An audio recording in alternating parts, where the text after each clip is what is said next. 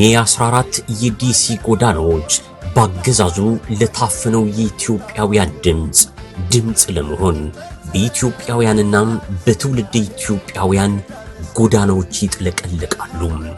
የማይቀርበት ቀጠሮ በዲሲ ጎዳናዎች ቀውስ ጠማቂነትና ጦርነት ማባዛትን በፋሽስትነት ያዘው አገዛዙ በምርጫ ሰበብ ህገወጥ ባህሪውን ህጋዊ ለማድረግ የምርጫ ድግሱን በመጪው ግንቦት 24 አድርጓል።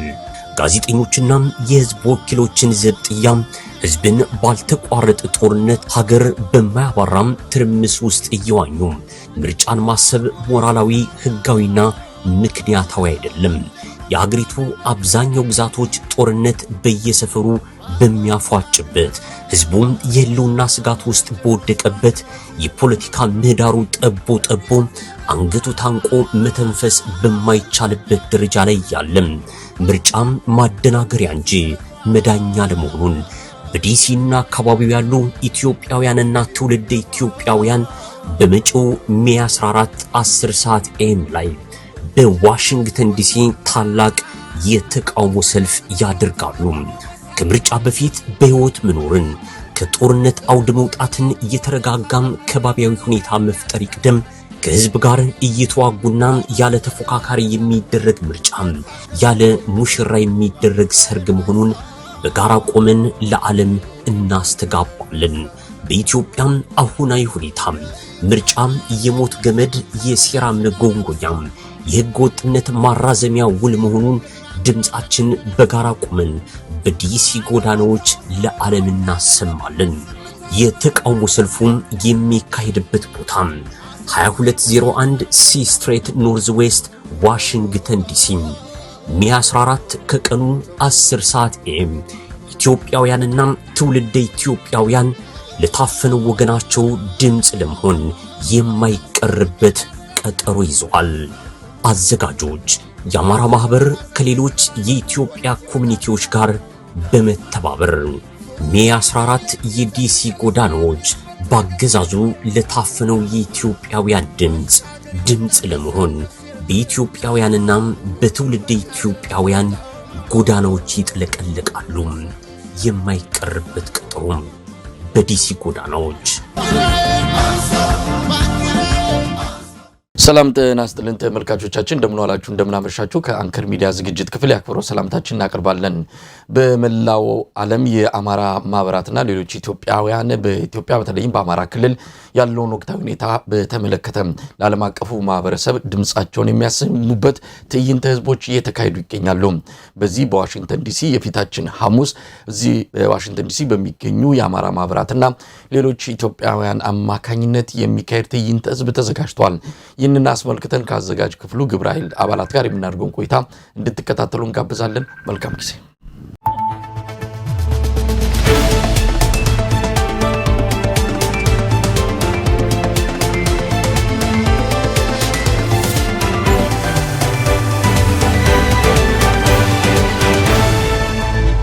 ጤና ይስጥልን፣ እንደምን አላችሁ? እንደምን ሰነበታችሁ? ጤና ይስጥልኝ መሳይ። ጤና ይስጥልን ወንድም መሳይ። እንግዲህ ራሳችሁን ታስተዋውቃላችሁ። መቼም ታዘበው አዲስ አይደለም ለሚዲያችን። ከአቶ አክሊሉ ልጀምር። አቶ አክሊሉ ማን ልንበል? አክሊሉ ታደሰ በቨርጂኒያ ነዋሪ ነኝ።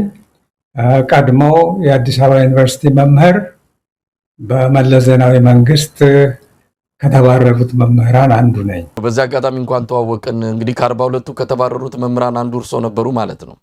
ልክ ነው፣ ትክክል።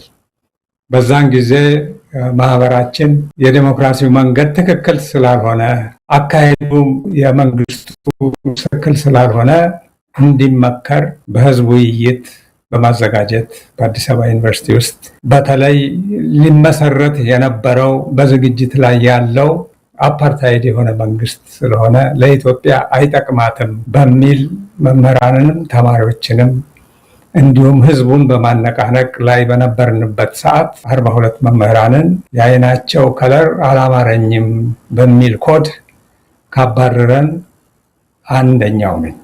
አሁን ስፈታው የአይኔ ቀለም ያላማረው አማራ ነስ ማለቱ ነው ለሱ እንጂ አይናችን ቀለም ከመለስ አይለይም። አታክሊሉ በጣም አመሰግናለሁ። በእውነት እንኳን ተገናኘን። ሌላ ጊዜ በሰፊው ከርሶ ጋር ሙሉ ቃለ መጠይቅ እንደምናደርግ ተስፋ በማድረግ ወደ ዕለቱ ውይይት አጀንዳችን እናልፋለን። ታዘበው አንተ ራስን ታስተዋውቃለህ? መቼም አዲስ አይደለም ብዬ ነው። አይ ታዘበው አሰፋ እባላለሁ። ይበቃል ይሄ። ሁለታችሁንም አመሰግናለሁ። እንግዲህ እንደው አጠር አድርጋችሁ ያው ሰልፍ ሐሙስ ዕለት አዘጋጅታችኋል። ይህ ሰልፍ በዋናነት በአማራ ክልል ያለው ምርጫ በሚል እየተካሄደ ሂደቱ የቀጠለው ጉዳይ አለ። ያንን በተመለከተ የዓለም አቀፉ ማህበረሰብ ከምርጫው በፊት መቅደም ያለበት ብዙ ነገሮች አሉ። የአማራ ህዝብ ስቃይ ላይ ነው ያለው። የአማራ ህዝብ ጦርነት ላይ ነው ያለው። በዚህ ወቅት ላይ ምርጫ ማካሄድ በራሱ በህዝብ እልቂት ላይ መሳለቅ መሆኑን በመግለጽ እንግዲህ በመላው ዓለም ሰልፍ እየተካሄደ ነው። እዚህ ዋሽንግተን የሚካሄደው ግብረ ኃይል አባላት ናቸው። ያንን እናነሳዋለን። በዛ ላይም በሰፊው እንነጋገራለን። ግን አቶ አክሊሉ ኢትዮጵያ ምን ላይ ነች ያለችው? በአጠቃላይ አማራ ክልልን ጨምሮ በኢትዮጵያ ያለውን ወቅታዊ ሁኔታ እንዴት እየተከታተሉት ነው? በኢትዮጵያ ያለውን ሁኔታ የምከታተለው በጣም በአደገኛ መስመር ላይ በአደገኛ ዳገት ላይ ያለች አገር ሆና አገኛታለሁ። ይህን የምለው ከኢኮኖሚ የኑሮ ውድነት ህዝብ መኖር አለመቻሉ ብቻ ሳይሆን በአገሪቱ አገሬ ነው ብሎ ለመኖር ያልቻለበት፣ እንደ ልቡ የማይንቀሳቀስበት፣ ውሎ ሰርቶ ውሎ ተንቀሳቅሶ ብሎ የሚኖርባት ሀገር ባለመሆኗ በጣም በጣም እየከፋኝ እያሰጋኝ ያለ ነው። የብጥብጥ ሀገር፣ ሰላም የሌለበት ሀገር፣ ሰው በማንነቱ እየተጠቃ እየተከላከለ ቤተክርስቲያን ሄዶ በሚመጣበት ጊዜ በድሮን የሚደበደብ ህዝብ በጣም በጣም በስቃይ ላይ ያለ ሀገር ሆኖ ነው የማገኘው እና ፈጥኖ ፈጥኖ ፈጥኖ ህዝቡ ለራሱ መብት ለራሱ ህልውና መቆም ያለበት ጊዜ ሆኖ ነው የማገኘው። መሳይ አመሰግናለሁ። አቶ አክሊሉ ታዘበው እንደው ባጭሩ ምን ላይ ነው ያለነው? ሁኔታ ምርጫ ደርሷል። ብዙ ነገሮች እየተከሰቱ ነው። በየዕለቱ አዳዲስ ነገሮችን እየሰማን ያለነውና እንዴት እየተከታተልክ ነው? አዎ መሳይ፣ የሀገራችን ሁኔታ ከመቼውም በላይ አሳሳቢና አስጊ ሁኔታ ነው ያለ። ጋሻ አክሊሉ እንደገለጸው የኢኮኖሚና የዜጎች ገብቶ በሰላም ሰርቶ ወጥቶ የመግባት ብቻ ሳይሆን ሀገሪቱ እንደ ሀገር የመቀጠል እድሏ በጣም ከፍተኛ ስጋትና አደገኛ ሁኔታ ላይ ነው ያለችው። እንደምታየው ለ3 ዓመት የቀጠለ በአማራ ህዝብ ላይ ከፋሽስት ጣሊያን በከፋ ሁኔታ በድሮንና በታንክ ህዝብና ህፃናት፣ ሲቪሊያን፣ አርሶ አደሮች እያለቁ ነው ያሉ። ከዛ ከ3 ዓመት በፊት ከ1 ሚሊዮን በላይ የትግራይ ወጣቶች በብዙ መስዋዕትነት አልፈዋል። እንዲሁም በመከላከያ ውስጥ የሀገር አንድነት ለማስጠበቅ በሚል ሰበብ ያለውን ፋሽስታዊ ስርዓት ለማስቀጠል ከ300 ከ400 ሺህ ህዝብ በላይ አልቋል። አሁን ደግሞ እንደምታየው ሀገራችን የጦርነት አፋፍ ላይ ናት። ያለው ስርዓት ፋሽስታዊ ከመሆኑም አልፎ ቀጠናዊ አሸባሪ በመሆን በሌሎች ሀገሮች ጣልቃ በመግባት በሱዳንም እንደምታየው የውክልና ጦርነት የአረብ ኤሚሬት አሽከር ሆኖ የመሳሪያ ማዘዋወሪያና የጦርነት መፈልፈያ ሆኖ ስቦ አምጦ ጦርነቱንም በመተከል አካባቢ እንደምታየው አንተም በሚዲያ ላይ ያለ ሰው ስለሆነ ለመረጃው ቅርብ ነህ። ከፍተኛ የሰራዊት መጓጓዝና የግጭት ሁኔታዎች እየተፈጠሩ ነው። የሱዳን መንግስትም ለተባበሩትና ለታላላቅ ሀገሮች ሪፖርት እንዳቀረበውና ክስም እንዳቀረበው ከኢትዮጵያ የተነሱ ድሮኖች የሱዳንን ከፍተኛ የአየር ማረፊያዎችና የጦር እንትኖችን መተውበታል። አሁን ዛሬ ደግሞ እንደሰማኸው እሱም በኢትዮጵያ ግዛት ውስጥ ያለውን ኃይል ደምስሶ የሱን ተቃራኒ የሆነውን የአልሜቲን ኃይል ደምስሶ ቁልፍ የሆነ ቦታ ተቆጣጥሯል። ይሄ ጦርነት ይሄ ፋሽስታዊ የሆነ ስርዓት በህዝቡ ላይ ብቻ እሱ የሚፈጥረው ጦርነት ብቻ ሳይሆን የጎረቤትን ጦርነትም ስቦ ጎትቶ አምጦ ህዝባችንና ወገናችንን እንዲሁም ሀገራችንን የመበተን ቋት ላይ አስገብቷታል ብዬ ነው እኔ በስጋት ማየው። መሳይ አመሰግናለሁ ሁለታችሁንም። እንግዲህ ወደ ዕለቱ አጀንዳችን እንለፍ። አቶ አክሊሉ እንግዲህ የፊታችን ሐሙስ ከነገ በስቲያ ማለት ነው አጭር ጊዜ ነው ያለው። እርግጥ ማስታወቂያውን ጥሪውን ካደረጋችሁ ቆየት ቀናት ተቆጥረዋል። ዛሬ ስንገናኝ 2 ቀናት ብቻ ይቀራሉ። እስቲ የሐሙሱ ሰልፍ ዓላማ ምንድነው? ለምን ጠራችሁ? የሰልፉ ዓላማ በአሁን ጊዜ ኢትዮጵያ ውስጥ የሚደረግ ምርጫ ለይስሙላ እንዳይበላ ላከው እንዳማጥራው የሚባል አይነት አነጋገር እንጂ እውነተኛ የሀገሪቱን ሁኔታ ያገናዘበ አይደለም። ሀገሪቱ ወንድሜ እንዳለው በውስጥም በውጭም በጦርነት ላይ ያለች ሀገር ነች። ህዝቡ በአሁን ጊዜ በእጁ አይደለም መሳይ፣ በእግሩ እየመረጠ ነው። በእግሩ የመረጠ መንገድ ላይ የሚሞት በብዙ አደጋ አሁን በሳውዝ አፍሪካ የሚደረገውን የምናየው ነው። በአካባቢያችን ሁሉ የኢትዮጵያ ልጆች ተበትነው መግቢያ አጥተው በእግራቸው የሚመርጡት ናቸው። ምርጫ ማለት ይሄ ነው። ይሄንን ምርጫ ላካሄደ ህዝብ ናና ምረጥ ማለት ምንም አስቻይ ሁኔታዎች ባልተሟሉበት ቦታ ምርጫ ማካሄድ እንደውም የበለጠ ብጥብጥ የሚጋብዝ ስለሆነ ለህዝቡም እንዲታቀብ በዚህ ነገር ውስጥ እንዳይገባ በተለይ በአማራ ህዝብ በአማራ ክልል ውስጥ ያለ ህዝብ እጁን እንዳያነሳ ለዚህ ነገር እንዳይተባበር ማድረግ ያስፈልጋል። ሌሎችም ሁሉም የኢትዮጵያ ህዝብ ቢሆን በአሁን ጊዜ በጠረጴዛው ዙሪያ መደረግ ያለባቸው ከበው መደረግ የሌለባቸው ጠረጴዛው ላይ ያልተገኙ ግን የሜኑ አካሎች የሆኑ የሚበሉ ሆኖ የቀረቡ ህዝቦች ስለሆኑ ይሄንን ኢፍትሃዊ የሆነ የምርጫን ሁኔታ በምንም አይነት ያልማሟላ ውጤቱ አስቀድሞ የተነገረለት የታወቀ ወንበሮች የተለደሉበት ምርጫ ውስጥ እንዳይሳተፍ ዓለም አቀፍ ህብረተሰቡ ለማስጠንቀቅ በኢትዮጵያ ውስጥ ከምርጫው በኋላ በዚህ ሁኔታ ተካሂዶ በሚፈጸም ምርጫ አገሪቷ የበለጠ ብጥብጥ ውስጥና ችግር ውስጥ የምትገባ መሆኑን ለማሳወቅ በተለይ ለአሜሪካ መንግስት እና ይህንን ለዓለም ህብረተሰብ ለማሳወቅ የተዘጋጀ ሰልፍ ነው።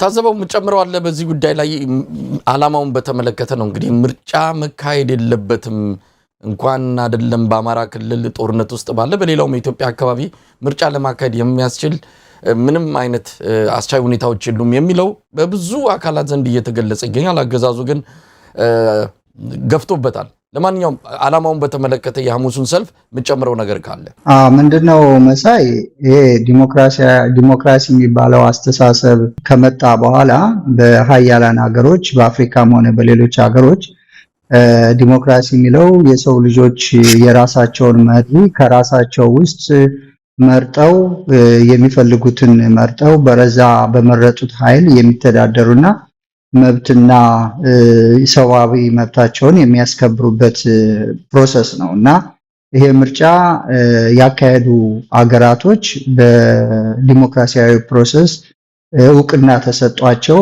ከተለያዩ አገራቶች ብድርም የመውሰድ በአገር ደረጃም ግንኙነት የመፍጠር አንዱ ምርጫ አንዱ የግንኙነት መደላደል ነው። የኢትዮጵያን ስናየው የኛ ተቃውሞ ሰላማዊ ምርጫን መጥላት አይደለም።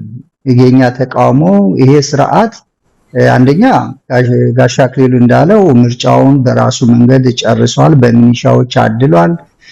የራሱን የእርዳታ ተቋማቶች በሙሉ የራሱን ተረጂዎች በሌሎችም አካባቢ በዛ ውስጥ የተካተቱ ያንን ምርጫ ያልመረጡ የዛ ተጠቃሚ ማይሆኑበትን ሁኔታ በአስገዳጅነት ፈጥሮ እንትን እያለ ነው እንደምታየው። ስለዚህ ምርጫው ያለቀ ነው። ለኛ ማሳወቅና ተቃውሟችን ምንድነው? ይህ ስርዓት ይህ ምርጫ እያካሄደ ያለው አንደኛ በጦርነት ውስጥ ሆኖ ሰው በነፃነት በየትም ቦታ ተንቀሳቅሶ መምረጥ እንኳን ፍላጎቱን አይደለም የዕለት ፍጆታውንም ለማግኘት ሰርቶ ለመኖር ወጥቶ ለመግባት አርሶ ለመኖር የማይችልበት ሁኔታ ላይ ባለበት ሁኔታ ላይ አማራጭ የፖለቲካ ሂደቶችን ሊመርጥ አይችልም። ስለዚህ ትክክለኛ የምርጫን ሁኔታ አያሟላም። ሁለተኛ ትክክለኛና ገለልተኛ ታዛቢዎች በአገሪቱ ውስጥ ገብተው ባልታዘቡበት ዜጎች በነፃነት ባልተንቀሳቀሱበት፣ የፖለቲካ ድርጅቶች ስብሰባም ሰልፍም ማድረግ በማይችሉበት፣ እየተሳደዱ ባሉበት፣ ዜጎች እንደ ሰው ልጅ አይደለም ሰርተው የሚፈልጉትን መምረጥ ቀርቶ ከልጆቻቸው ጋር መገናኘት የማይችሉበት፣ ከአንድ ከተማ አንድ ከተማ አይደለም ሲቪሉ ህዝብ ራሱ መሪ ነኝ የሚለው አብይ እንኳን ከአንድ ቦታ ወደ አንድ ቦታ የሚሄደው በመኪና አይደለም። አንድ የክልል ርዕሰ መስተዳድር ከጎንደር ተነስቶ ባህር ዳር የሚሄደው በመኪና አይደለም። ይሄ የሚያሳየው አገሪቱ ችግር ውስጥ መሆኗንና ሰላም አለመሆኗን ነው። እነሱ በአውሮፕላን እየሄዱ ሌላውን ማህበረሰብ የራሱን ፍላጎት የሚያሟላ ስርዓት በፍቃደኛነት ይመርጣሉ ብሎ ማለት ፌዝ ነው። ስለዚህ የኛ ተቃውሞ እነዚህ ሁሉ ችግሮች ባሉበት ሁኔታ ላይ ለዚህ መንግስት እርዳታም በበጎ አድራጎት እርዳታም የሚሰጡ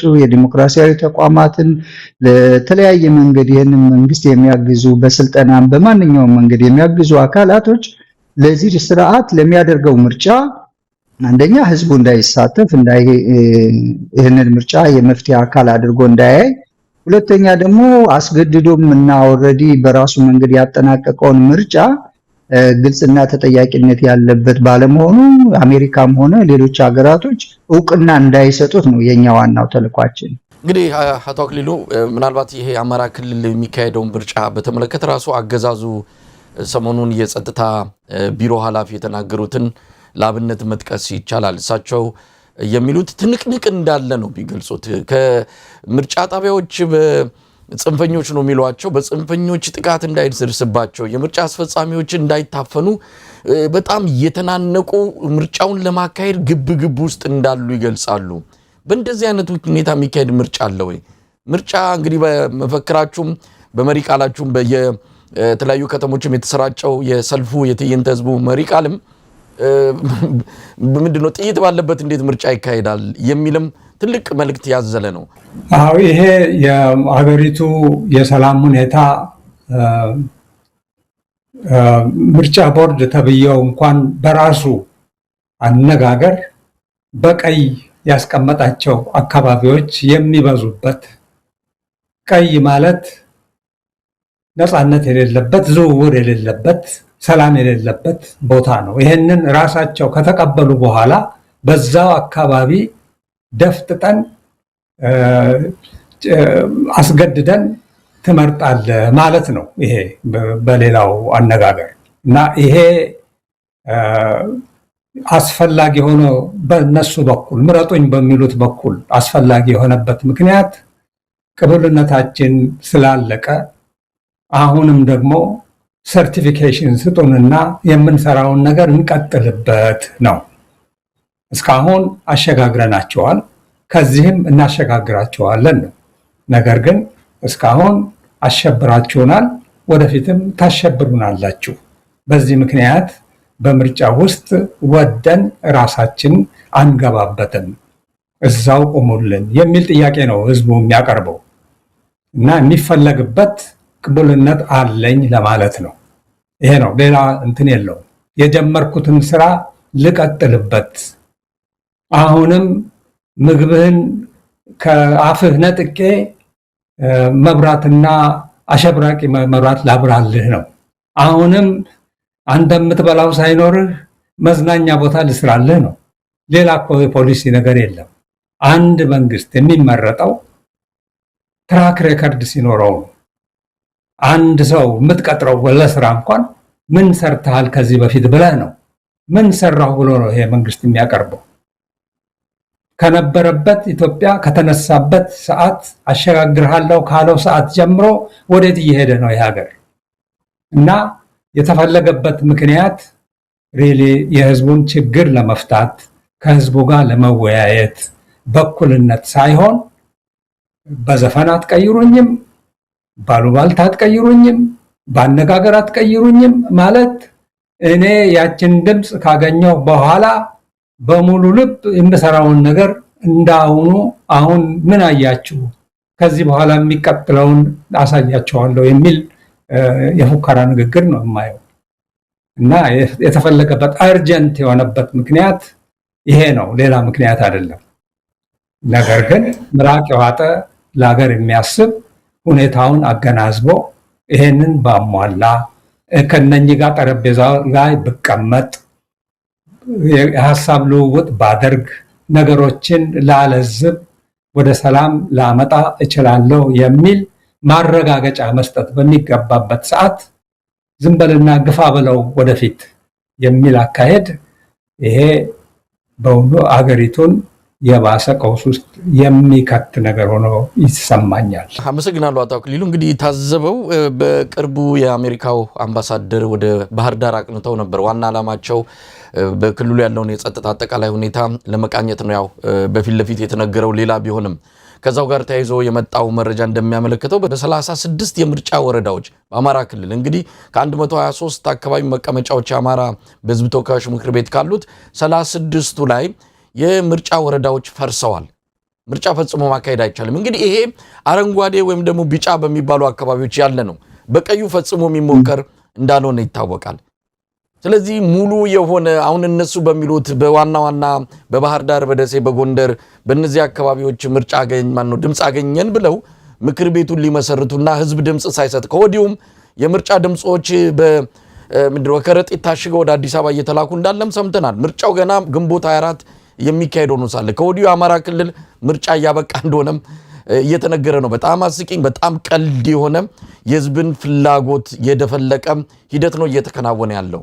እስቲ የምንጨምርበት ካለ በተለይ አማራ ክልል ያለው ሁኔታ እንኳን ለምርጫ አይደለም ቀደም ሲል አንተም አቶ አክሊሉም እንዳሉት እንደ ወጥቶ ለመግባት ገበያ ወጥቶ ወደ ቤት ለመመለስ የሚያስችል እንኳን ባልሆነበት ነው ምርጫ አካሄዳለሁ ድምጽ ስጡ እያለ ያለው። መሳይ አማራ ክልል እየሆነ ያለው ይገርም ነገር በህይወት የሌሉ ሰዎች ሁሉ ስም እዛ ውስጥ ገብቶ ኦልሬዲ በሚኒሻዎች እየተዞረ ሌላ ቦታ በነሱ ግዛት ውስጥ ባልሆነ ቦታ ላይ ያሉ ሰዎችን ስማቸው ብቻ ነው የመጣ።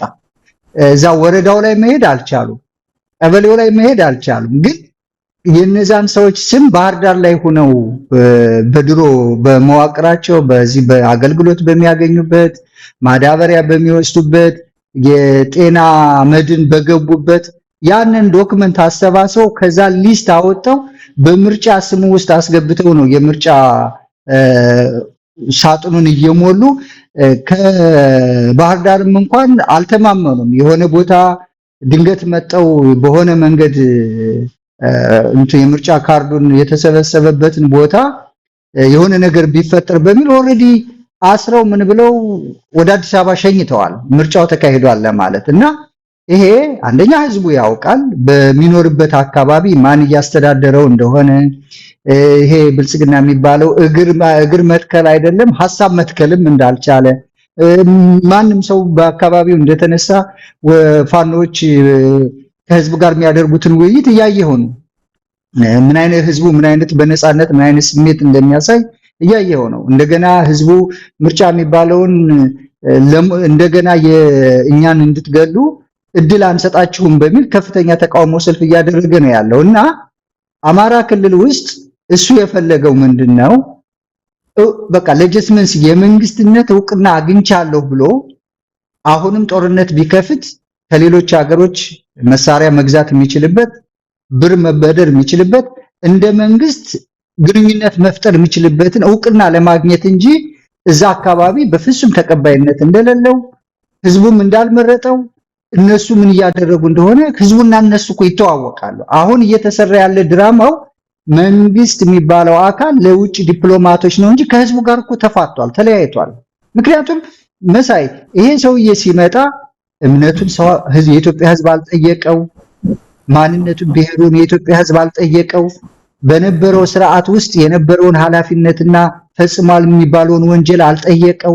የተሻለ ነገር መጣ ተብሎ ባህር ዳር ውስጥ አይተሃል ምን ያክል የኢትዮጵያ ሰንደቅ ዓላማ ምን ያክል ርዝመቱ አርባ ምንጭ የተለያየ ቦታ እንዴት እንደተቀበለው አይተሃል። ያ አሁን ባህር ዳር የለም። እንኳን ወረዳዎች በየወረዳዎችም ያ ነገር ተካሂዷል። ቡሬ ላይ ተካሂዷል፣ መራዊ ተካሂዷል፣ ዱርቤቴ ተካሂዷል፣ ይማና ዴንሳ ተካሂዷል፣ ጎንጂ ቆለላ ተካሂዷል፣ ቡሬ፣ ሰከላ፣ እንጅባራ፣ ቲሊሊ ያልተካሄደበት ቦታ የለም። አሁን እኮ ባህር ዳርም ያ የለም እንኳን ሌላ ወረዳዎች ማለት ነው። ስለዚህ የምርጫው ድራማ ለውጭ መንግስታቶች ለማስመሰል ቅድም እንዳልኩ መሳሪያ ሄዶ ለመግዛት ወርልድ ባንክ ብር ለመበደር የተባበሩት መንግስታት እንደ ሀገር መሪ ውክልና ሰው ሰጥቶ ስብሰባ ላይ ለመገኘት እንጂ ህዝቡና እሱ ተፋተዋል። እንደገና ደግሞ እንደምታየው ትግራይ የኢትዮጵያ አካል ናት አይደለም? ትግራይ የኢትዮጵያ አካል ናት። ትግራይ ውስጥ ጭራሽ አይካሄድም። ያለውን ሁኔታ የምታየው ነው። እንደውም እነ ደብረጽዮን ሁሉ ነገር አብይ ራሱ ባልጠበቀው መንገድ ሪፎርም አድርገው ራሳቸውን አደራጅተው ራሳቸውን መከላከል የሚችሉበት ሁኔታ ነው ተፈጥሮ ያለ። ይሄው አሁን ሰሞኑን በስብሰባ ሲያካሄዱ ጀት እና ሲቪል አውሮፕላን ላከ። ግን የተፈለገው የሲቪል አውሮፕላኑ እንዲመታና ሌላ ነገር እንዲፈጠር ነው። ግን እሱ ያልጠበቀው የቴክኖሎጂ ሁኔታ ነው የገጠመው። አውሮፕላኑ ማረፍ ማይችልበት ሆኖ እንዲሁም ህዋቶች ምን ያክል እንደተዘጋጁ እሱ ቆሞ እንዲያስብና እንዲርበተበት የሚያደርግ ነገር ነው የተፈጠረው። ስለዚህ ትግራይ ውስጥ ምርጫ አይካሄድም። አማራ ክልል ውስጥ 98-99% ምርጫ አይካሄድም። አንተም እንዳልከው ባህር ዳር፣ ወሎ፣ ደሴ ውስጥ የተወሰኑ ከተማዎች ካልሆነ በስተቀር አይካሄድም። ኦሮሚያም እንደምታየው ነው። 120 የሚባለው የማፊያ ግሩፕ አሁን ምን አይነት ጉድ እያወጣ እንደሆነ እነዚህ ሰዎች ምን ያክል በኦሮሞ ህዝብ እንደሚነግዱ ለኦሮሞ ህዝብ እንኳን እንደማይራሩ የታየበት ነው። የሰው ልጅ እንደዛ ክፍል ውስጥ እያስገቡ እንደዛ አይነት ገዳይ ማፊያ ስኳድ ፈጥረው የኦሮሚያ ሂደው የኦሮሚያ ርዕሰ መስተዳድር እድል ስጡን ልመና ላይ ነው ያሉት። ስለዚህ በኢትዮጵያ ውስጥ ምርጫው የሚካሄድ አይደለም። አሁን ቤንሻንጉል ውስጥ እንደምታየው የሱዳን ጦር ወሳኝ የሆኑ ቦታዎችን እየተቆጣጠረበት ነው። ሁሉም ኃይል የአብይን መከላከያ የሚባለው ወደዛ ኃይል እያስገባ ያለበት ነው። ምርጫ የሚባለው አካባቢና ይካሄዳል የሚባልበት ቦታ እዚህ ነው የሚባል የለም። ምናልባት አዲስ አበባን አሁንም በምሽግ ቁፈራ ላይ ነው ያለ። ምናልባት አዲስ አበባ ውስጥ ምርጫ ሊያካሂዱ ይችላሉ። ከዛ ውጭ ያሉት ግን የምርጫ መስፈርትን ያሟሉ በዓለም አቀፍ ደረጃ ታዛቢዎች የተገኙበት እውቅና የሚሰጠው ምርጫ ነው ብለን አናምንም። ህዝቡም ይሄንን ስለማያምን የሚመጣውን ዝም ብሎ በለውጥ ወይም በሁኔታዎች ላይ ራሱን አዘጋጅቶ የሚጠብቅ እንጂ አብይ ተመረጠ አልተመረጠ ቢመረጥ መልካም ነገር ያመጣልናል የሚልም ተስፋም የለውም። ህዝቡ እየጠበቀ ያለ እንዴት ሌሎች ኢትዮጵያውያኖች በፍጥነት ወደ አንድነት አሁን ተፈጠረ የሚባለው ከውጭ ይሄ ሰልፍ ሲካሄድ የትግራይ ወንድሞቻችን ሊገኙ ነበር። ግን ሁሌ ሮብ ስለሚያካሂዱ የቀን መዛባት ተፈጠረ። የአፋር ወንድሞች የኦሮሚያ ወንድሞቻችን በቀጣይ እንዴት ተገናኝተን ሰፋ ያለ በዲፕሎማሲው ዘንድ አንድነታችን የሚያሳይ ይሄ ችግር ልክ ኡዚ እንደምትባለው መሳሪያ አንዴ ከተተኮሰ እየተሽከረከረ ሁሉንም የሚፈጅ ነው። ስለዚህ አንድ ላይ እንዴት እንቁም እየተባለ ነው እንጂ እየታሰበና እየተሯሯጥን ያለ ነው። ምርጫው ኦሬዲ ያለቀና የደቀቀለት ጉዳይ ነው። እኛ እየሰራ ነው ያለ ነው ለዲፕሎማቶች ይሄ ምርጫ ህዝቡ የሚቀበለው አይደለም፣ መንግስት እንዲያደረገ ነው የሚል ደብዳቤዎችን የማስገባት አንድ ላይ ሆነን ችግሩን የማሳየት ስራ ነው እየሰራን ያለ ነው። መሳይ አመሰግናለሁ። ታዘበው እንግዲህ አቶ አክሊሉ ሐሙስ ዕለት ሰልፍ ጠርታቸዋል። ሰሞኑን የአብይ አህመድ ባለስልጣናት እዚህ ዋሽንግተን ዲሲ መጥተዋል። የውጭ ጉዳይ ሚኒስትሩ የሚመሩት ልዑካን ቡድን ነው እዚህ ዋሽንግተን ዲሲ የሚገኙት። አንዳንድ ፊርማዎችን እየተፈራረሙ እንዳለ ስምምነቶችን እያደረጉ እንዳለ ሰምተናል። አሁን ከጥቂት ሰዓታት በፊት በወጣ መረጃ በአብይ አህመድ አገዛዝ ላይ የጦር መሳሪያ ዝውውር ማዕቀብ የተጣለው መነሳቱን አሜሪካ አስታውቃለች። ምናልባት አሁን ሐሙስ ዕለት ይህን ድምጻቸውን ስታሰሙ እነዚህ ሀገራት ኢትዮጵያ ውስጥ ምን አይነት ነገር እንዳለ ያውቃሉ? እውነት ለመናገር መረጃው አላቸው። ምርጫው ምርጫ እንዳልሆነ አሜሪካ በአማራ ክልል ምርጫ ለመካሄድ የሚያስችል ሁኔታ የለም የሚል ድምዳሜ ላይ እንደደረሰች የውስጥ መረጃ ያሳያል። ስለዚህ ሐሙሱ ሰልፋችሁ ከዚህ አንጻር ምን ያህል ግቡን ሊመታ ይችላል? እነሱ እያወቁ ኢትዮጵያን ችግር ላይ እንደሆኑ ስቃይ ላይ እንደሆኑ እያወቁ ነው ከአገዛዙን እየደገፉ ያሉትና እዚህ ላይ ምን ማለት ይቻላል አቶ አክሊሉ? አዎ በእነሱ በኩል በእውነቱ አሁንም ተስፋችን በኢትዮጵያ ሕዝብ ላይ ነው። ጥሪያችንም ምንም እንኳን በዓለም አቀፍ መድረክ ላይ ኢትዮጵያ የምታደርገው ዝግጅት የምርጫ ዝግጅት ትክክል አለመሆኑን ለማስረዳት ቢሆንም ውሳኔው በኢትዮጵያ ሕዝብ ላይ ነው ያለው አሁንም እና ባንዲራውን ከፍ አድርጎ ለማንሳት አስቀድሞ ራሱ መነሳት ያስፈልገዋል። ቁጭ ብሎ ባንዲራ አይነሳም እና ከፍ ብሎ ራሱ መቆም አለበት። ይሄ ነው ጥሩ ዋናው ነገር። ግን በሁኔታው ደግሞ የህሊና ኃላፊነት ስላለብን ከዚህ ምርጫ በኋላ ሊፈጠር የሚችለውን አደጋ በቅጡ ማሳየት ነው።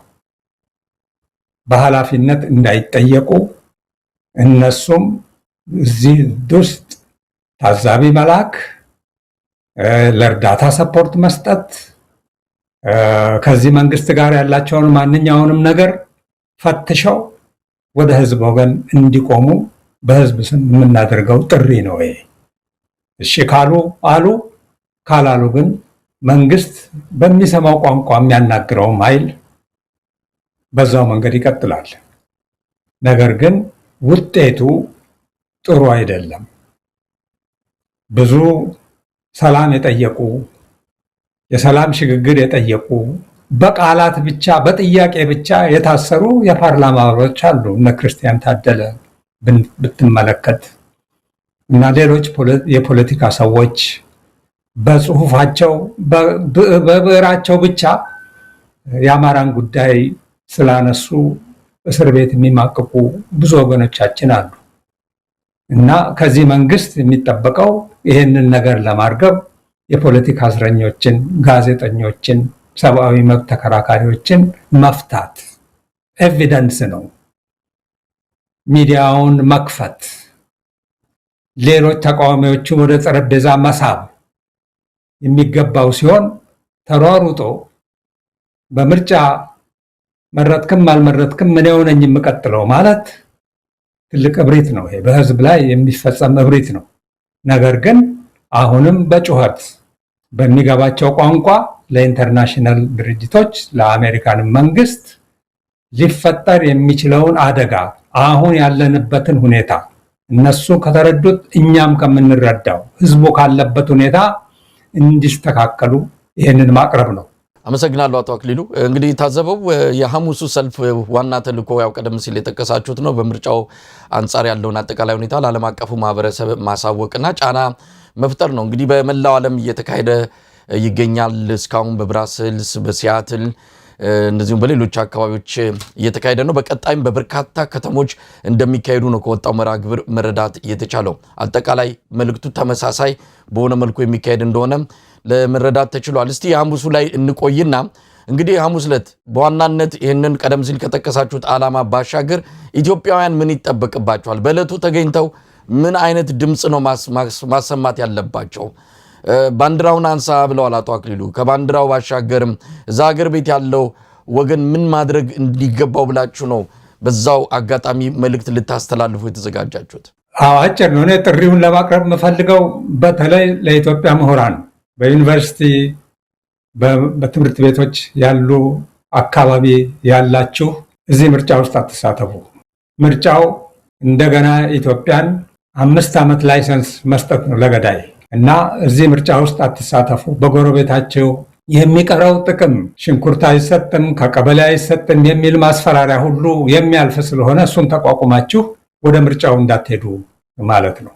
ትልቁ ነገር እነሱ ባትሄዱም እንኳን እነሱ ከረጢታቸውን ኦልሬዲ ሞልተውታል።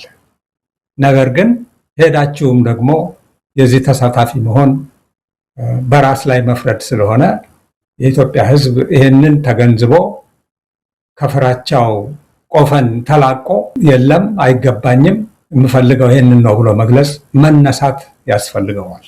ይህንን ነው የምለው። መሳይ እኔ የምለው ለኢትዮጵያ ሕዝብም እና ለሁሉም በኢትዮጵያ ውስጥ ለሚኖር በውጭም ላለው ማስተላለፍ የምፈልገው አብይ ይህን ምርጫ ቅድም ላልኩት ለዲፕሎማቶች ለመጠቀም ካልሆነ በስተቀር እንኳን የአብይ ስርዓት በሁሉም ቦታ የጎረቤት ጦርነት ስቧ አግኝቶ ተወጥሮ ያለ ስርዓት ቀርቶ የአቶ ከአብይ በፊት እኮ የነበረው ምርጫ 96%ቱን ኢህአዴግ የሚባለው ድርጅት ያሸነፈበት ነበር። ግን 5 ዓመቱን አልሞላም። 5 ዓመቱን ሳይሞላ ነው በህዝብ እንቢተኝነትና በአመፅ ይሄ ምርጫ ያሳለፈውን ውሳኔ ህዝብ ቀልብሶ ምንም ለውጡ ነውጥ ቢሆንም እና አብይ የመጡት። ስለዚህ እና አብይ ምርጫውን አካሄዱ ማለት 5 ዓመት ይቆያሉ ማለት አይደለም።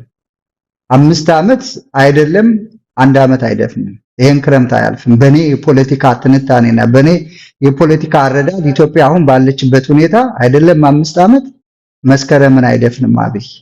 ምክንያቱም ራሱ ፈልጎ የገባበት ጦርነት ራሱ የፈጠረው ጦርነት አሁን እሱ ከፈለገው መንገድ ውጪ እየወሰደው ስለሆነ እኔ የኢትዮጵያ ሕዝብ ማሰብ ያለበት እንዴት ከሌሎች ይሄ የተዘራው እንደገና እና አብይ ማድረግ የሚፈልጉት አንድ ብሔረሰብን ከአንድ ብሔረሰብ የማጋጨት አብይን የመቃወምና ስርዓቱን ፋሽስታዊ የሆነ ለኦሮሞ ለአማራም ለትግሬም ለሁሉም ኢትዮጵያዊ የማይበጅን ስርዓት መቃወም ለሌሎች ብሔረሰብ ለአንድ ብሔረሰብ ብቻ እንደመጣ አድርጎ የሚያደርገውን ቅስቀሳ ህዝቡ ካሁን በፊት አብሮ የነበረውን አንድነት የነበረውን አብሮነት የነበረውን ክፉና መራራ ጊዜ በወረራም ጊዜ እጅ ለእጅ ተያይዘው በበሽታም ጊዜ በራብም ጊዜ በተለያዩ ጊዜ የኢትዮጵያ ህዝብ ተረዳርቶ ያንዱን ልጅ ጎረቤት እያሳደገ እናት ገበያ ስትሄድ ለጎረቤት ልጅ ልጇን አደራ ሰጣ ልጅን ያክል አደራ ተሰጥቶ የሚሄድ ባህልና እምነት መከባበሩን ጠብቆ ይሄንን ስርዓት በጋራ መታገል አለበት። ለውጡ መምጣቱ አይቀርም፣ ግን ለውጡ ሌሎች ቀልብሰው ወደ እርስ በርስ ግጭት እንዳይወስዱን ህዝቡ ማንኛውም ኢትዮጵያዊ ቁሞ ማሰብ አለበት። ኢትዮጵያዊ ለኢትዮጵያዊ ክፉ አድርጎ አያውቅም። ፖለቲከኞችና ብሔርተኞች የፈጠሩት ችግር ነው። ይሄንን ደግሞ ወደፊት በኢትዮጵያዊነት ለመቋጨት ይሄንን ስርዓት በጋራ ማስወገድ ያስፈልጋል። አንዱ ባንዱ ላይ የማይነሳበትን የፖለቲከኞች ሸፍጥን ብዙ ጊዜ አይታቸው ከሆነ አዳነችም ስትናገር አብይም ሲናገር ብርሃኑ ጁላም ሲናገር ልክ በእነሱ ስልጣን ላይ ብቻ እንደመጣ እንጂ እና ልክ በኦሮሞ ህዝብ ላይ የነሱ ስልጣን የኦሮሞን ህዝብ ጥቅም እንደሚያስጠብቅ አድርገው ነው የሚቀሰቀሱት። ግን በሌላ መንገድ 120 የምትለው ደግሞ የኦሮሞን ህዝብ ነው ሲፈጅ የምታየው። ወለጋ ውስጥ በድሮን የሚፈጀው አብይ የኦሮሞን ህዝብ ነው የሌላን ህዝብ ብቻ አይደለም። ስለዚህ መታየት ያለበት ይሄ ስርዓት ለአንድ አካል ብቻ እንደመጣ አድርገው ሌሎች ወንድሞቻችን መሳሳት የለበትም። በግራም በቀኝም በፊትም በኋላ ያለው ኢትዮጵያዊ ስርዓቶች ይሄዳሉ፣ ትውልድና ሀገር ይቀጥላል። ይሄንን ትውልድና ሀገር የማስቀጠል የሁሉም ኢትዮጵያዊ ታሪካዊ ኃላፊነት አለበትና ይሄንን ስርዓት አምርሮ በአንድነት መታገል ያስፈልጋል። በዩኒቨርሲቲ ውስጥ ያሉ ወንድሞቻችን ታላላቅ የስልሳዎቹ ርዕዮተ ዓለማቸውን እንጂ ዘራቸውን ማንነታቸውን ሳይመርጡ በጋራ ወድቀዋል።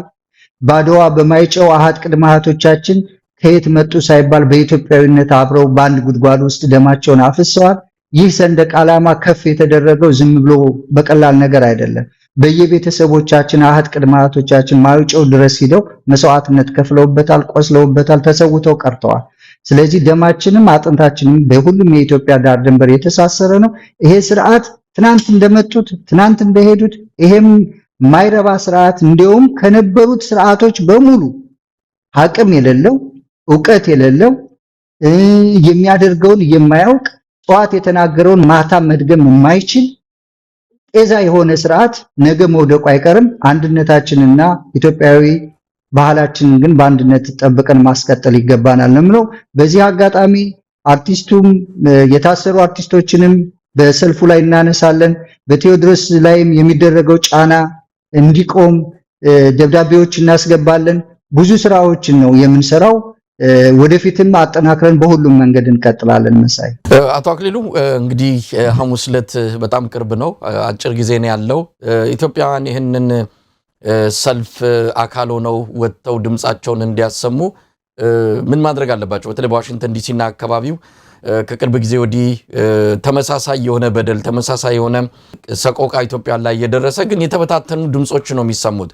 አሁን ምናልባት በአማራ ተወላጆች የተጠራ ቢሆንም አጠቃላይ ግን መልእክቱ ኢትዮጵያን የሚመለከት ጉዳይ ነው። ስለዚህ የሐሙሱ ሰልፍ እንዲሳካ ዋሽንግተን ዲሲና አካባቢ ከሚገኙ ኢትዮጵያ ምን ይጠበቃል? በአካባቢው የሚገኝ ኢትዮጵያዊ በሙሉ እንዲሳተፍ ተጋብዟል። ነገሩ የአማራ ጥሪ ብቻ አይደለም እንዳልከው መሳይ፣ የኢትዮጵያውያን ነው። የሁላችን አገር ነች እና ሀገራችን የምንላትን ከሞት ለማዳን ህዝባችንን ከሰቆቃ ለማዳን የሚደርስብንን ግፍና በደል ለዓለም ለማስረዳት ስለሆነ በነቂስ ወጥተን ማሳየት ይኖርብናል ማን እንደሆነ። ቤታችን ተቀምጠን ልናደርገው የምንችለው ተቃውሞ አይደለም እና በግልጽ ወጥተን እጅ ለእጅ ተያይዘን መታየት አለብን።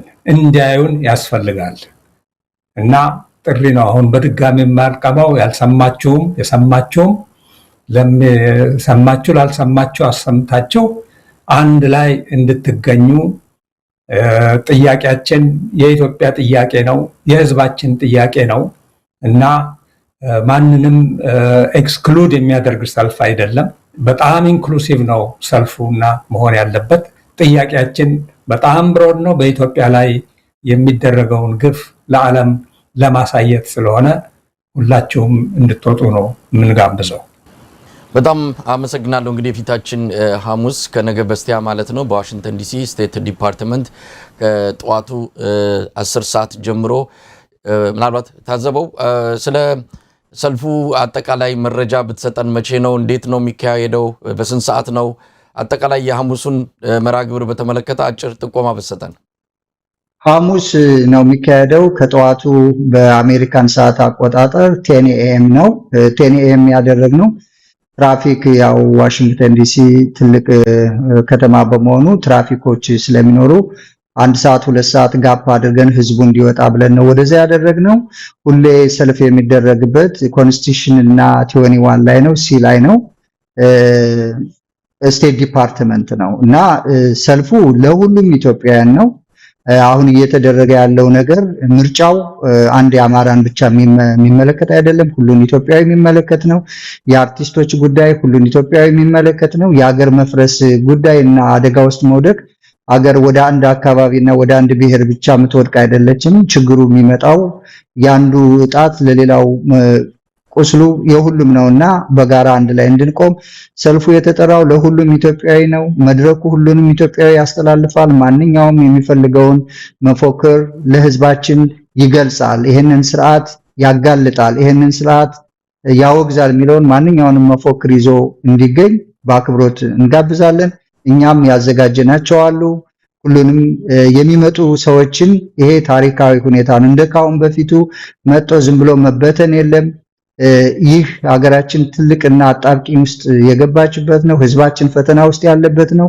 የሚመጡ ወንድሞቻችንን ልክ ሀገራችን በመውደቅና በፈተና ላይ ባለችበት ጊዜ እነማን አብረው በሀገራችን ጉዳይ ላይ ቆመዋል የሚለውን ሊስት እናደርጋለን። በዚህ መሰረት ወደፊት ከሌሎችም ጋራ ሰፊ አሁን ለኛ ሲሉ ሰልፋቸውን ኤክስቴንድ ያደረጉ ወንድሞች አሉ። ታላላቆቻችን እናከብራቸዋለን፣ እናመሰግናቸዋለን። የኃይል መከፋፈል እንዳይኖር፣ የሰዓት መከፋፈል እንዳይኖር ራሳቸውን ያሸጋሸጉ እንደገና ትግሉን በሌላ መንገድ ደግሞ በሚዲያም በቅስቀሳም በህዝባዊ እምቢተኝነትም ሰፋ አድርገው ለመንቀሳቀስ የፈለጉ ግን ይሄንን ስብሰባ የራሳቸውን ሰልፍ ወደኋላ አስበው ከኛ ጋር ከኋላ ሆነው እያገዙ ያሉ ኢትዮጵያን ወንድሞቻችን አሉ። እነሱ ሁሉ በዚህ ሁሉ ይታሰባሉ። እነሱ በዚህ ሁሉ እንዳሉበት ይታመናል። ስለዚህ ሁላችሁም በዚህ ሰልፍ ላይ እንድትገኙ የሥራ ፈቃድም ወስዳችሁ አብዛኛው ደግሞ በግል የምንሰራ ሰዎች 1 ሰዓት 2 ሰዓት ለሚሞተው አደጋ ውስጥ ላላችሁ ሀገራችን መስዋዕትነት እንክፈል፣ እንገኝ። የሁላችንም ኃላፊነት ነው፣ የሁላችንም ሰልፍ ነው። እኛ በአጋጣሚ ለማዘጋጀት ሰዓቶቹን ፈቃድ ለማውጣት ወረቀቶችን ለመበተን እንደዚህ ቅስቀሳውን ለማድረግ ቀድመን ከናንተ ፊት ተገኘን እንጂ የሁላችሁ ነው፣ የሁላችሁ ሰልፍ ነው። ሁላችሁም እንድትገኙ በኢትዮጵያ በሀገራችን ስም ጥሪ እናቀርባለን። አቶ አክሊሉ የሚጨምሩት አለ? አዎ እንግዲህ በሚዲያው በኩል የእናንተን እርዳታ እንጠይቃለን። ህዝቡ እንዲያይልን ማየት ያስፈልጋል። ኢንተርናሽናል ሚዲያዎችንም ሪች ለማድረግ እየሞከርን ነው።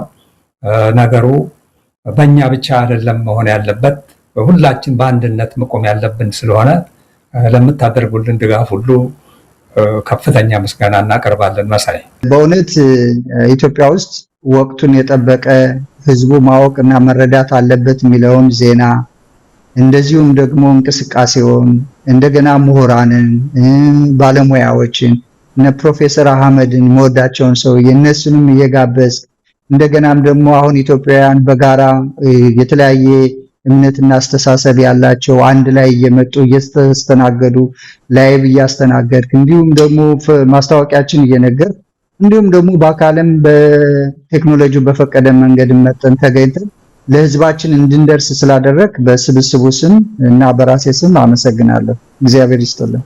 በጣም ነው ማመሰግነው ሁለታችሁንም። እንግዲህ የፊታችን ሐሙስ የሚካሄደውን በዋሽንግተን ዲሲ በስቴት ዲፓርትመንት ፊት ለፊት ከጠዋቱ 10 ሰዓት ጀምሮ የሚካሄደውን ትዕይንት አንከር ሚዲያም ሌሎች ሚዲያዎች እንደሚኖሩ ተስፋ እናደርጋለን። በቀጥታም ሆነ ዝግጅቱን እየተከታተልን ለአድማጭ ተመልካቾቻችን የምናስተላልፍ መሆኑን ከወዲሁ ለመግለጽ እንወዳለን። ታዘበው አሰፋና አቶ አክሊሉ በዋሽንግተን ዲሲ የሚካሄደው የትዕይንተ ህዝብ መርሃ ግብር አስተባባሪ ግብረ ኃይል አባል ናችሁ።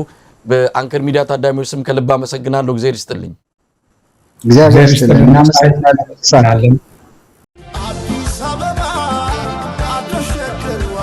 ሜይ 14 የዲሲ ጎዳናዎች በአገዛዙ ለታፈነው የኢትዮጵያውያን ድምፅ ለመሆን በኢትዮጵያውያንና በትውልደ ኢትዮጵያውያን ጎዳናዎች ይጥለቀለቃሉ።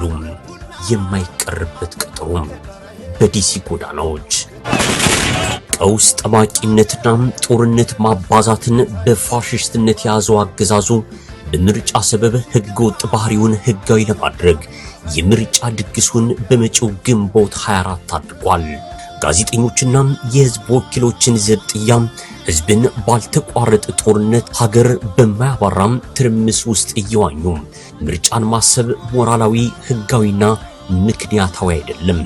የሀገሪቱ አብዛኛው ግዛቶች ጦርነት በየሰፈሩ በሚያፏጭበት ህዝቡም የህልውና ስጋት ውስጥ በወደቀበት የፖለቲካ ምህዳሩ ጠቦ አንገቱ ታንቆ መተንፈስ በማይቻልበት ደረጃ ላይ ያለም ምርጫም ማደናገሪያ እንጂ መዳኛ ለመሆኑን በዲሲና አካባቢው ያሉ ኢትዮጵያውያንና ትውልደ ኢትዮጵያውያን በመጪው ሜይ 14 10 ሰዓት ኤም ላይ በዋሽንግተን ዲሲ ታላቅ የተቃውሞ ሰልፍ ያደርጋሉ። ከምርጫ በፊት በህይወት መኖርን፣ ከጦርነት አውድ መውጣትን፣ የተረጋጋም ከባቢያዊ ሁኔታ መፍጠር ይቅደም። ከህዝብ ጋር እየተዋጉና ያለ ተፎካካሪ የሚደረግ ምርጫ ያለ ሙሽራ የሚደረግ ሰርግ መሆኑን በጋራ ቆመን ለዓለም እናስተጋባለን። በኢትዮጵያም አሁናዊ ሁኔታ ምርጫ የሞት ገመድ፣ የሴራ መጎንጎኛ፣ የህገ ወጥነት ማራዘሚያ ውል መሆኑን ድምጻችን በጋራ ቆመን በዲሲ ጎዳናዎች ለዓለም እናሰማለን። የተቃውሞ ሰልፉም የሚካሄድበት ቦታ 2201 ሲ ስትሬት ኖርዝ ዌስት ዋሽንግተን ዲሲ ሜይ 14 ከቀኑ 10 ሰዓት ኤም ኢትዮጵያውያንና ትውልደ ኢትዮጵያውያን ለታፈነው ወገናቸው ድምጽ ለመሆን የማይቀርበት ቀጠሮ ይዘዋል። አዘጋጆች የአማራ ማህበር ከሌሎች የኢትዮጵያ ኮሚኒቲዎች ጋር በመተባበር ሜይ 14 የዲሲ ጎዳናዎች በአገዛዙ ለታፈነው የኢትዮጵያውያን ድምጽ ለመሆን በኢትዮጵያውያንና በትውልደ ኢትዮጵያውያን ጎዳናዎች ይጥለቀለቃሉ። የማይቀርበት ቀጠሮም በዲሲ ጎዳናዎች